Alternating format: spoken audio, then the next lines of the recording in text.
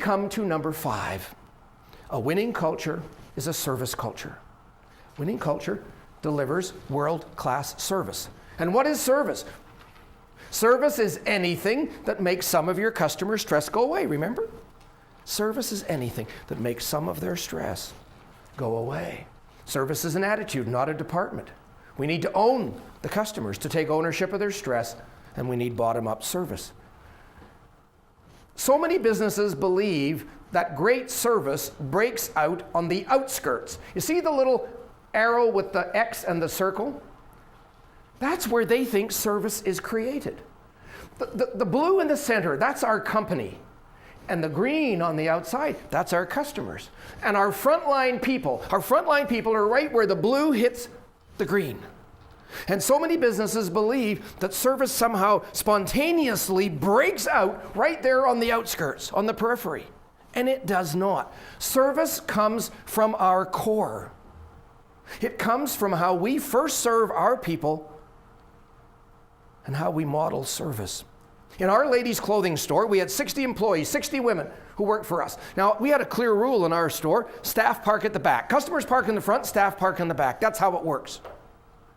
And on a dark and windy, stormy winter night, the store closed at 9 o'clock. By the time they had the store closed up, cleaned up, ready to go home, it was 10 o'clock, and their car is covered with 2 feet of snow and ice around the back.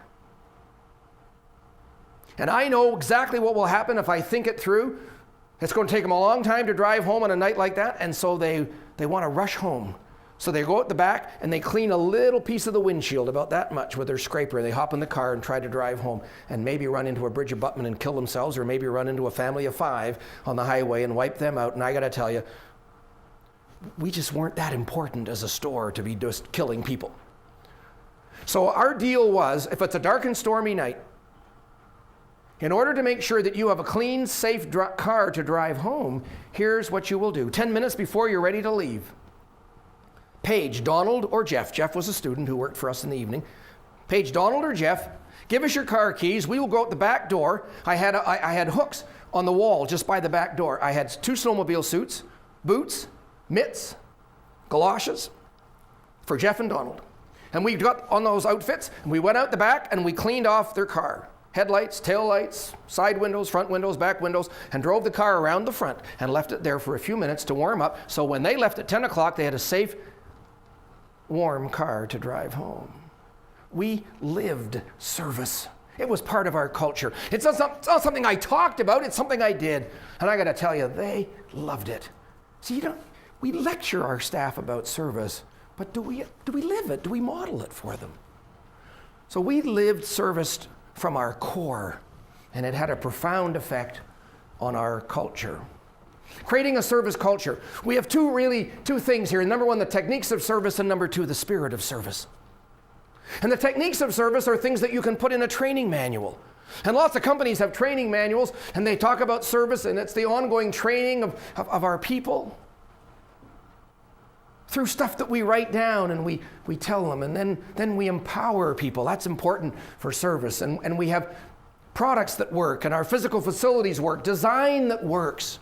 And that's an important part of service. And we have standards and processes and policies, and lots of companies have those. And those we call the techniques of service, and they're absolutely important. But there is something way beyond that called the spirit of service. It does not appear in any training manual. It can't. It exists in people's hearts. It exists in their hearts. It's the spirit of service. And the question is, do you have the techniques of service down pat in your business?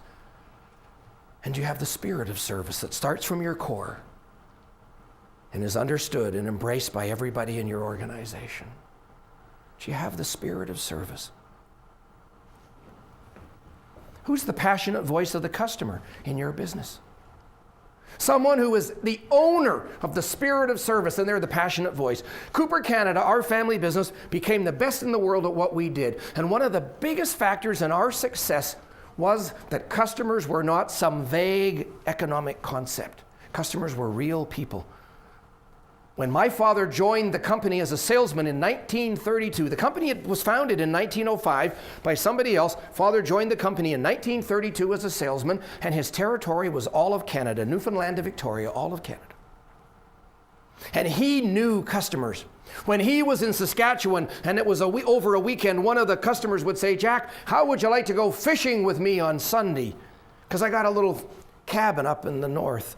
And I got to tell you, when you have sat in a boat and caught pickerel and had a couple of beers with a customer on a Sunday in northern Saskatchewan, they're people. And to our competitors mostly, customers were some vague economic concept. They were a printout on a computer sheet. And my father was the passionate voice of the customer in our company. And he also was the chairman of the board.